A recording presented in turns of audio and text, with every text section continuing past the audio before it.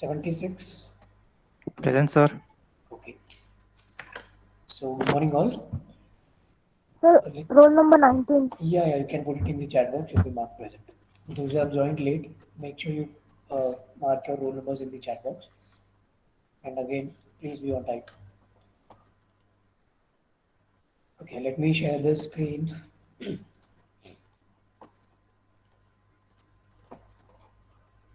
Is the screen visible?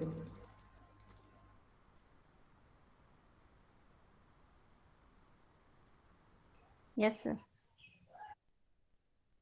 Today's lecture will be starting off with uh, module 2, which is about the lists, right? Lists, tuples, and so on. So we'll just have a quick recap of what we discussed in our previous class, so that we have a flow. Okay, so in our previous class we started off with local and global scope. What are local variables? What are global variables? We discussed the syntax for it.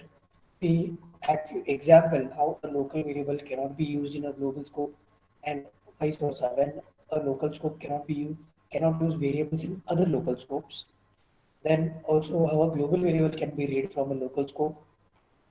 Then local and global variables with the same name. When we have two different variables with a same name, one being local variable and another being global variable, how to access those variables separately.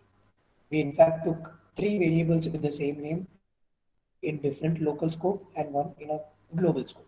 And we retrieved the uh, appropriate variable with this example, the example program that we saw, the spam, the bacon, and the global declaration of the egg variable, right? A simple declaration. Then we saw how global statement is different from global declaration. We saw a simple short program and the rules, four different rules, which makes uh, whether a variable is in a local scope or a global scope, right?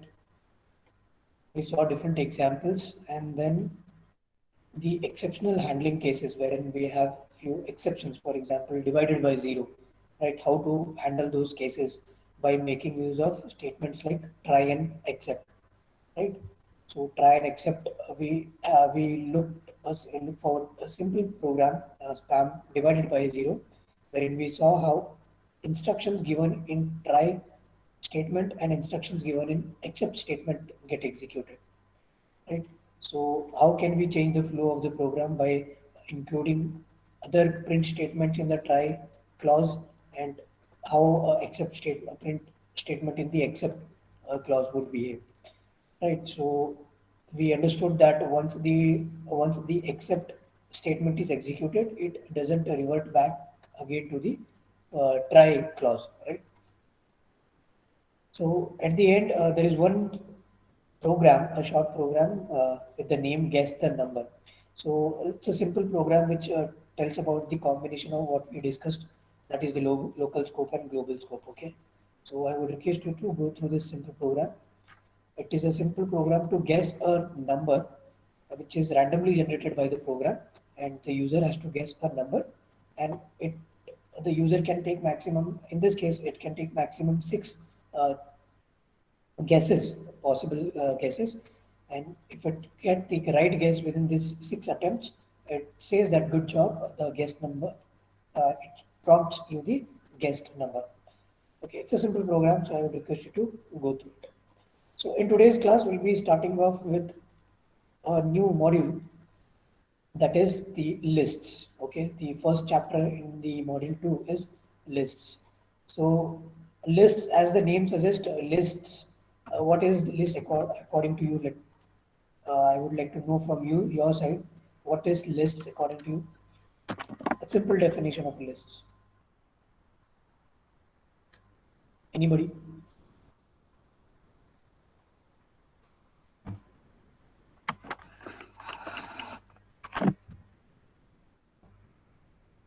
Yeah, what is a list? A simple definition of a list. Can unmute your mic and you can answer. So it contain values. Contain values, okay. A variable also contains value.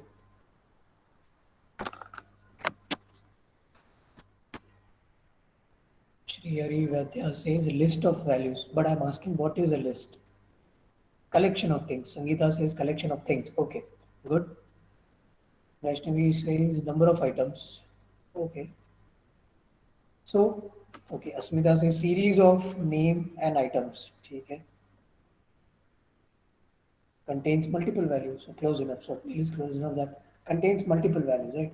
So as the name suggests, list is what? It is the collection of few variables or few items or list values, right? We call it list values. The values that we provide into the list, we call it list values.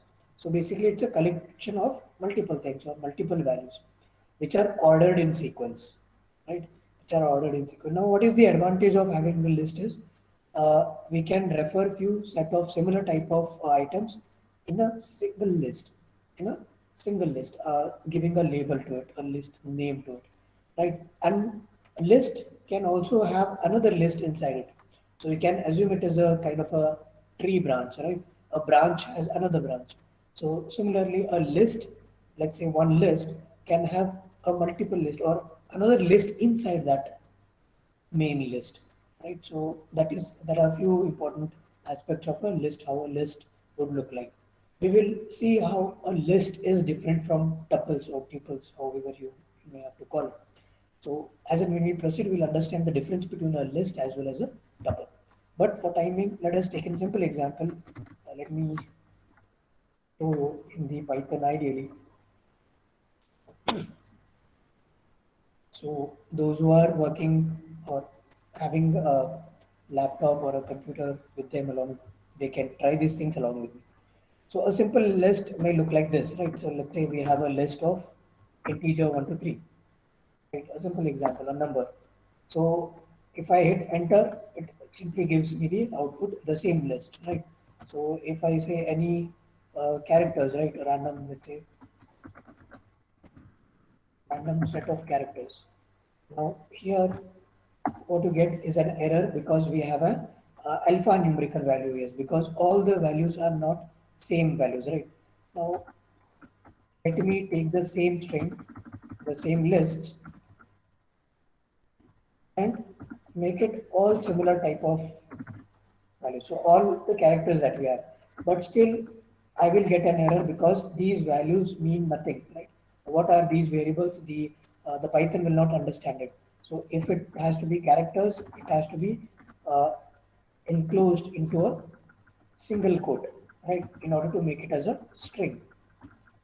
So what I'll do is I'll form a list which have these strings. Now when I hit enter, the interactive shell gives me the same output, right? So this is a simple list. What it looks like, right? A set of values, few values, which we call it as list values, and separated by a eliminator called a comma. Comma is a separating delimiter value. You can say a character, and the list is enclosed into a square brackets. So this is how a simple list would look like. Now let us understand how to retrieve values, the list values from a list. Let's say I have few set of values here, maybe few set of students name.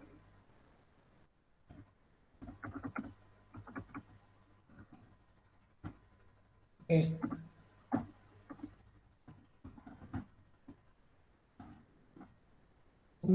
Random name, and I have my list ready. Okay, so this is my simple list. Now, if I want to retrieve a kind of a value from my list, so I have to define a variable to is which can hold this string, right? So what I'll do is, let's say I assign a variable called spam, which will contain my this whole list, right? So spam is now equal to this list. So these list, the values which are in this list are stored in the variable called spam. Now if I want to, if I simply put spam as output, it will give me the list. Fair enough. Now let's say if I want to retrieve a value, any particular value from this list, how to correctly point out any specific value, any specific index of the variable is just by simply giving the index value of that variable. So let's say I give spam of 2. So it will return me the value called that spam index 2. So this is index 0, index 1, index 2, and index 3, right? So this is the value that the our list spam, which is able to give a return me back. So let's say I give spam of something like 5. Any guesses what will be the output if I give spam as 5?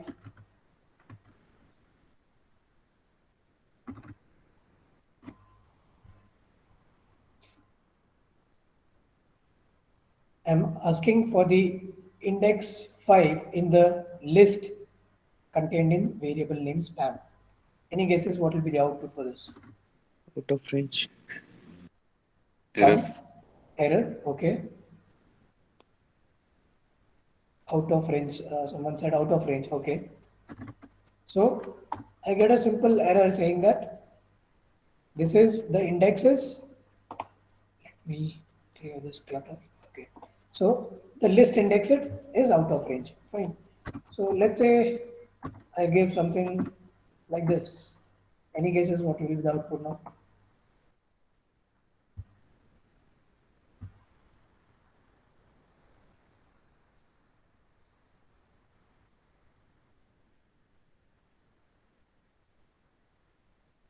Yeah.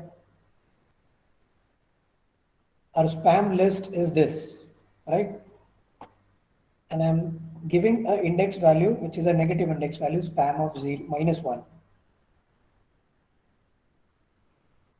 Last element of list will be shown.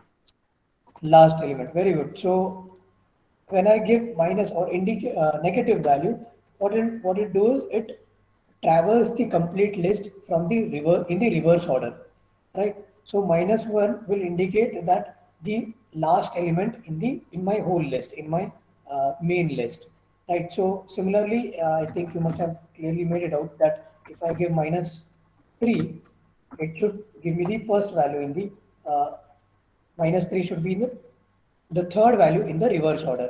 So this is -1, -2, and -3, which is the index 1.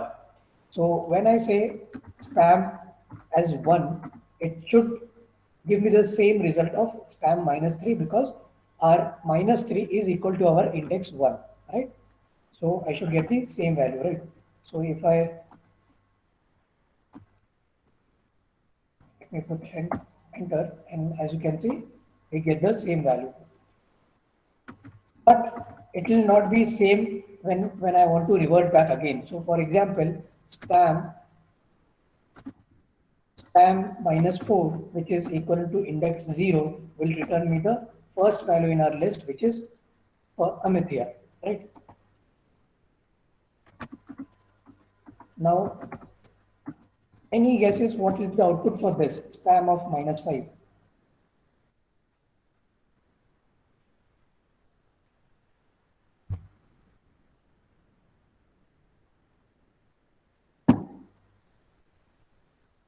Yeah, anybody? Out of Error. range. Again out of the range, right? So it will not reverse, it will not revert back again from the first element. It will be out of range because we are traveling we are traversing it in the reverse order, and there is no element called -5 in the reverse order. So I should get the error that it is out of range. Our list index is the out of range.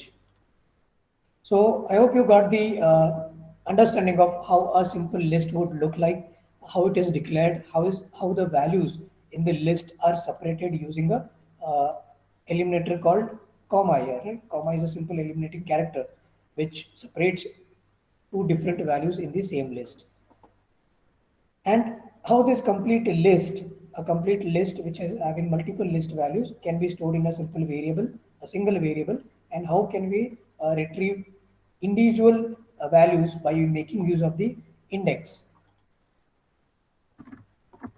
So yeah, so simple, let's say we have few set of same kind of characters and which are separated by the delimiter comma, right? And when we output, we get the same in the same fashion because they are in the form of a string, right? when we are encoding them in the single quotes, so it will be considered as a string, which we have already seen in our previous lecture, right? So these list values, these individual list values will be referring, these are nothing but the list items, right? The items which are stored in this one list, particular list. So list item or a list value, they both mean the same. And we saw how getting individual values from the list is, we can retrieve the individual values with the help of the index. Now another, okay, let me, what will be the output if I say 1.0, spam of index 1.0?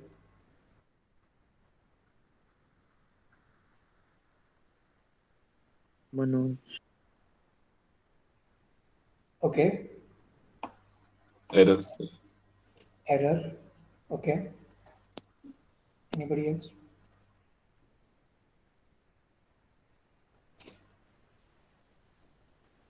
So there can be only two possibilities, whether there'll be a error or there can be a successful execution, right? So if I say spam 1.0, I'll get an error. The reason is because the value, the index value that we are providing is in the floating point, right? It's a float, but index will be in the integer values. So if at all I want to execute the same thing, what I can do is I can just include I can convert that value into a integer value, index of 1.0.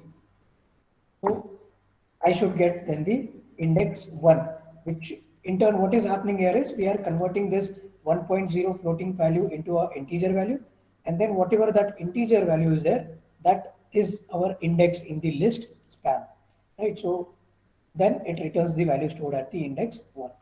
So I hope you got it. Now let us say I want to, let me print the same list again, just for your reference. Let's say we have this list again, and I want to concatenate some things here. Let's say I want to put a hello message with some person in the list. So let's say I can, let's say I put 3, fine. So will it work or there will be some kind of error?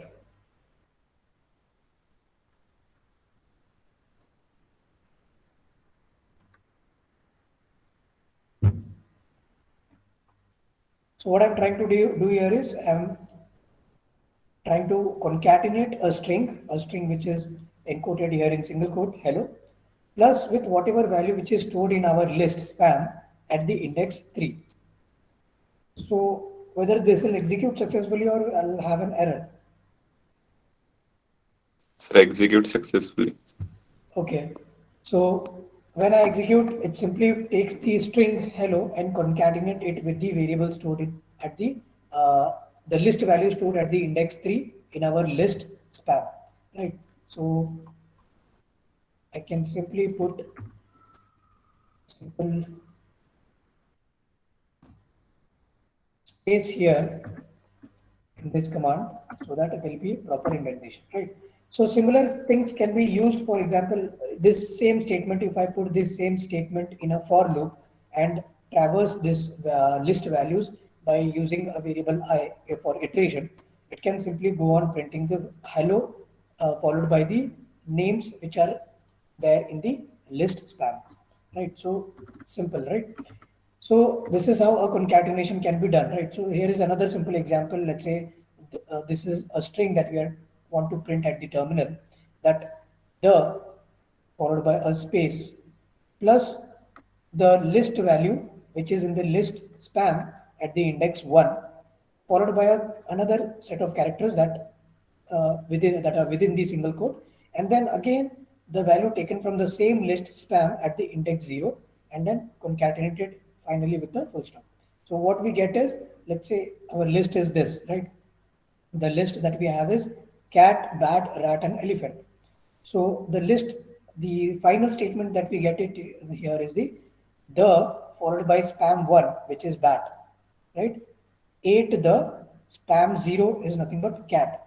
So the final statement that we get, the string that we get here is the the bat ate the cat. So it's a simple example of how we can make use of the list values in a same list, all right, using the simple plus symbol, which is nothing but the concatenation symbol, right? And as we saw that if we give any value from the which is something out of the range, it will show you the error that the list index is out of range. And similarly, these floating point value and value, if we provide that as an index, we get the error saying that list indices must be integer and not float. So moving ahead, yeah, negative also negative examples. We saw how a negative index we can retrieve, right? Now let us move ahead and understand how to get a sub list inside that particular list, right? So getting a sub list with the another property that we have in here, that is the slicing index, right? We have something called slice, which helps us retrieve a sub list, a set of list variables inside a particular list, and which can be taken out as another list, right? So a sub list inside our main list. So what a slice does is a slice can get several values from the list in form of a new list. So if we want to retrieve a simple value from a list, we simply give spam followed by that the index, right? Which is this is a list with an index. But if you want to slice few set of values from it, we give spam followed by two integers, which are actually the start and end of the list, right? So this is how a slice would look like. Spam followed by two integers. These two integers are now separated by a special character called colon. So when you see a number enclosed in a square bracket, a single integer enclosed in a square bracket, this indicates the index of the list. And when you see two integers in the square bracket separated by a colon, this indicates a slicing of that list, right? So the first integer indicates that it is the index from where we have to start the slicing, and the second integer indicates that the index where we have to end our slicing. So let's say same example, we have this list, and if I want to slice this, let's say I give 1:3, right? So what it does, it starts slicing from the index 1 till it reaches index 3. So when it encounters index 3, it terminates our slice, or it stops the slicing process, and it returns the sliced sub list from our main list, right? So when we execute, you can see that spam started executing from index 1. Our index 1 is this, right? This is index 0, 1, 2, and 3. So as you can see, it starts from index 1, it executes till it reaches index 3. And once it reaches index 3, it stops the slicing and returns the contained sublist, right? Contained sublist from our main list. So I hope the things are clear. Any doubt, anything that have to be clarified? Any doubt so far?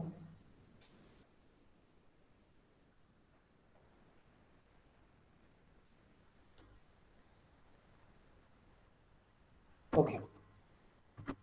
So let's move ahead and understand better that how can we get a list length, and how can we change, do the changing in the values in the list, right? So getting the length of the index is simple, as we have seen in our previous classes, in our introductory classes, that how a inbuilt function length can be made use of, right? So let's say I want to have length of the list spam. So what I'll do is I'll just make use of the inbuilt length function, in which I'll pass the parameter spam, which is our list. So it should be able to give our length of the list. So as you can see, the length is 4, because we have 4 elements in our list, or 4 items in our list, or 4 list values. Changing values in a list with indexes. Okay, so let's say we have this list called spam again with the values in it as cat, bat, rat, and elephant. So I want to update one value from this particular list. I want to update one specific value stored in a specific uh, index, right? So in case in our example, let's say when we have this list and I want to update the values in this list by another variable, another list value, right? So what I'm going to do is I'm going to simply put a simple index, the particular index that I want to update with, followed by the value that I want to replace. So let's say I replaced the value stored at index 2 with a string, right?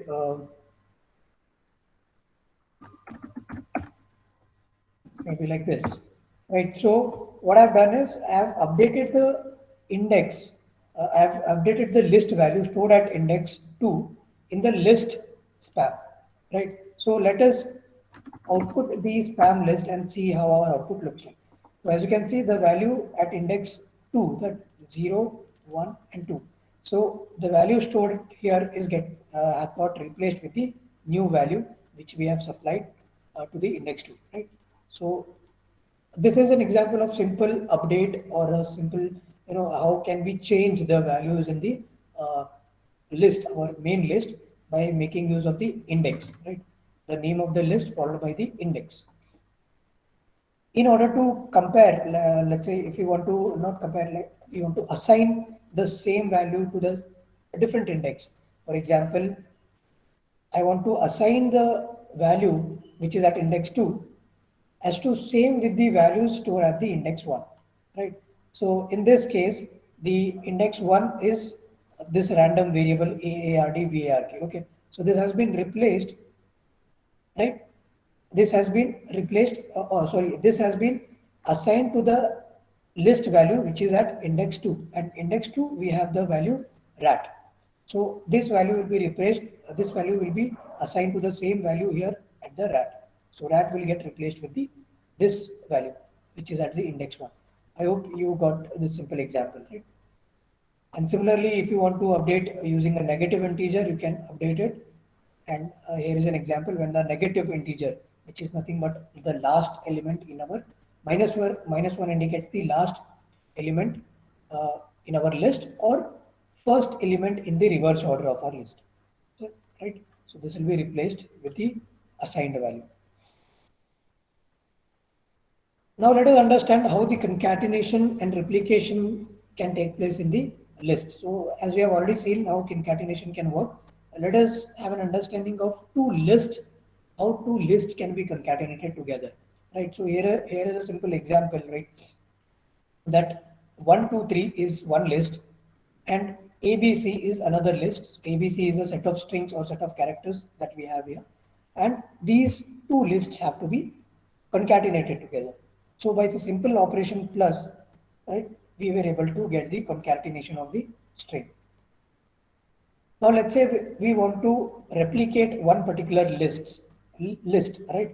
So a simple multiplication symbol, what we have seen earlier in our introductory classes, a simple replication, if you want to replicate by making use of the multiplication symbol, right, which is the asterisk symbol here. So the list XYZ is multiplicated thrice, and you can see that the updated list have 3 same entity of the old list or our main list, right, primary list. So XYZ has been repeated thrice. Now let's say that we want to update a list using a variable of that name. So initially we have only the list 1, 2, 3 in the list name spam, but we want to update this 1, 2, 3 with the characters ABC as the updated list.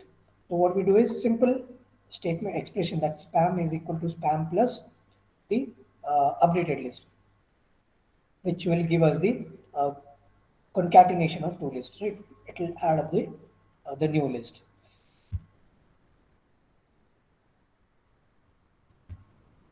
Now let us go ahead and understand like how to remove the values, removing the values from the list with the inbuilt function, that is the delete statement, which is indicated by character, the set of characters DEL. So DEL indicates that delete values at an index in a list.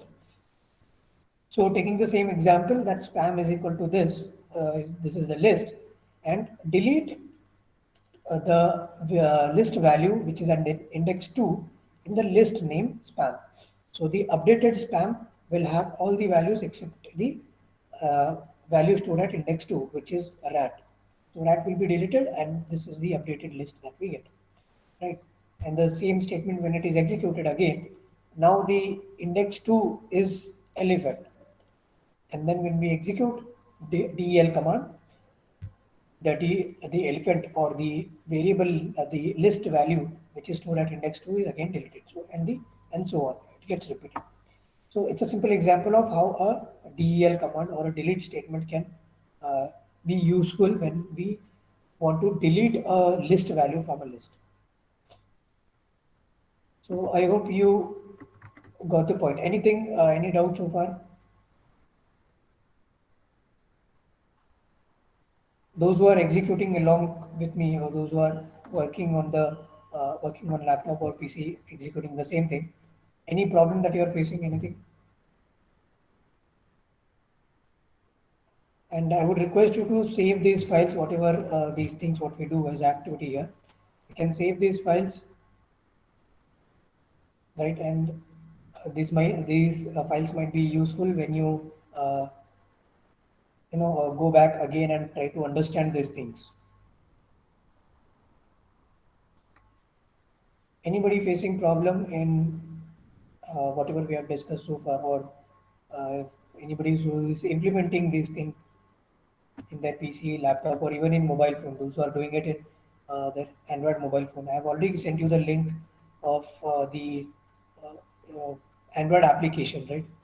The application that is available, Python ideally, the Android application, which is available on the Play Store. So those who don't have their laptop and PC, they can simply install it from there. So let's move ahead and see how we can work with these lists, right? So working with these lists. So let's say, for example, I want to store the names of some random, some random names. Or, you can consider name of anything, right? My pet dog or cat or anything.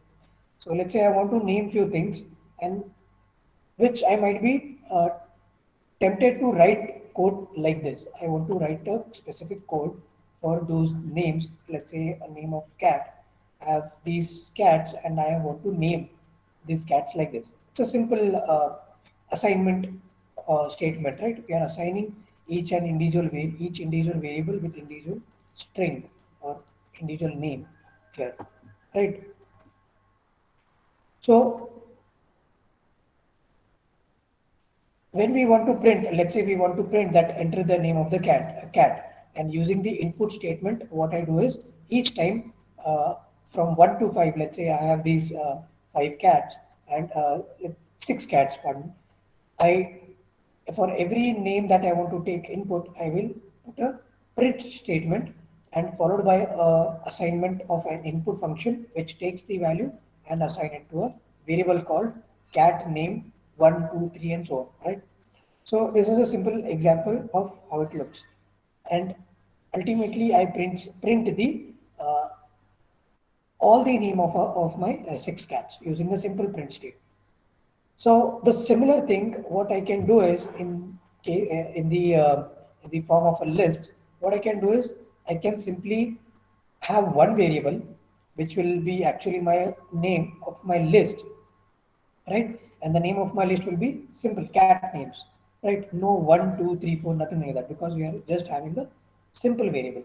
So let's say cat names, and I will assign a blank list to it, right? So a simple opening and closing of square bracket means that the list has been created, but it is empty. So now I have the list name called cat names, which is empty.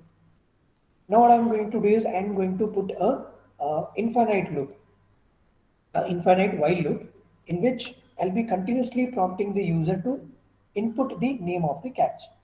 So I don't know whether how many cats that the person has. So that's why I'm putting an infinite loop here.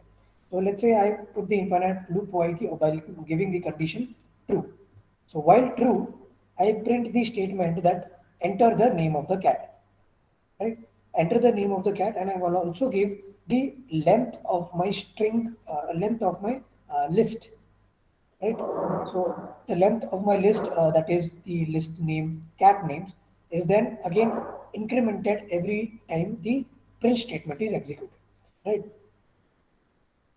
And what message that I want to put here is that the user has to enter the name of the cat, right? And he will be displayed the length of the list, or enter nothing to stop, right? So what he'll do is he'll put enter nothing in order to stop. So here is where we are going to end this infinite loop. So the user have the control over when to terminate this infinite loop. So let's say I take a name, a temporary variable name, which takes the input. So if name is exactly equal to blank, right? It's a null value. Simple open and close of single quote denotes that it's a null value or a blank value. So if name is exactly equal to blank, nothing. So what it does, it simply breaks. If it is not, then cat names will be assigned with the new cat names which is given by the user, and which is stored in the variable name, right? So what we are trying to do here is we are trying to add on the names as and when we get from the user. So this is nothing but the list concatenation that we are doing. Where are we doing that exact concatenation? We are doing it here, right? And once we execute this loop, once we get out of this whole loop, we print the cat names, all the names of the cat that the user have entered. Now, in order to do that, we set up a simple for loop for name in the list cat names, print the name, print the blank statement. This is just to add the space concatenated with a name, right? So let me execute this and show you how this simple program would look like, right? So let us save with the save the file with the same name as the author has saved.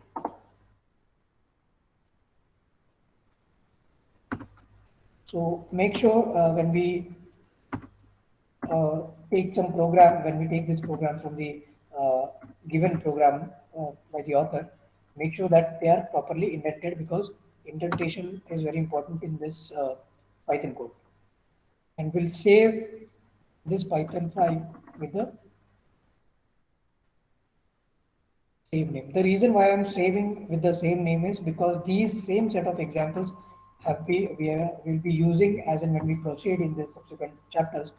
So that time these programs will come handy, and we can refer back these same programs using the same name.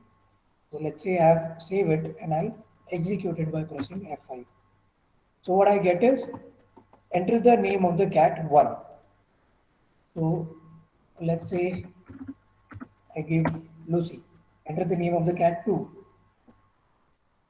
I give something, let's say spoof. Some random names, maybe Finn. Okay, and what I do is I just press enter in order to stop. So when it asks me to enter the name of the cat 4, I simply hit enter in order to tell the program that I have reached the end of the, I have just 3 cats.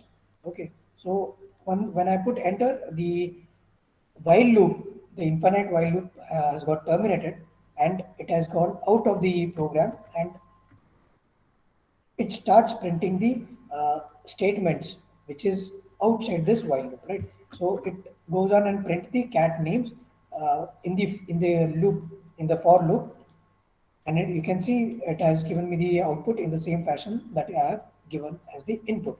So this is a simple example of how an input can be taken, can be stored in the form of a list, right? We are simply taking the input in the form of some strings from the user, and we are creating a list. We are making use of that particular list again to give the output, right? So I hope you got the point here, how to create a list and how can we reduce our code by the hard coding, or what you saw, that simple printf statement and simple input function, repeated print function and repeated input function. Instead of that, we can simply make use of a loop which will create a list, assign the values in the list by making use of the while loop, by repeated taking the input from the user in a repeated fashion, and then ultimately also prints the whole list, right? So I hope you got the point. So on similar grounds, I would request you to try out different things. We have taken a simple example. Maybe you can try out similar things which makes use of simple printf statement, simple while loop statements to take the input from the user and at the same time uh, print the output, right? So you can define your own problem and save it, and that can be considered as your assignment.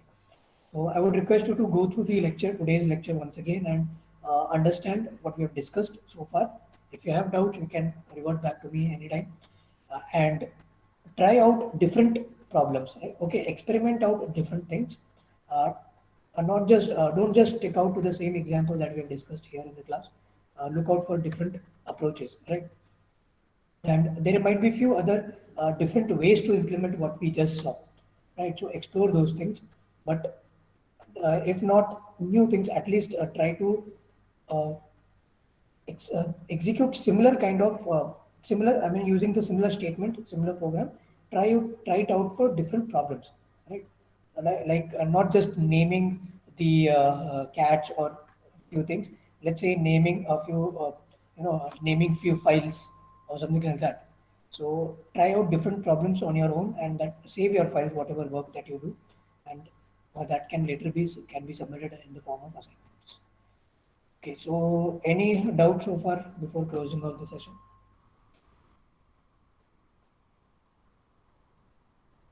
Please let me know if you have any doubts in any of the section that we discussed today.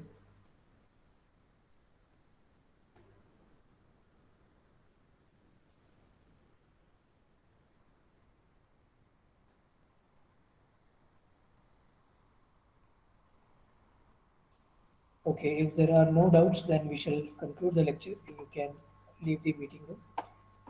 Thank you.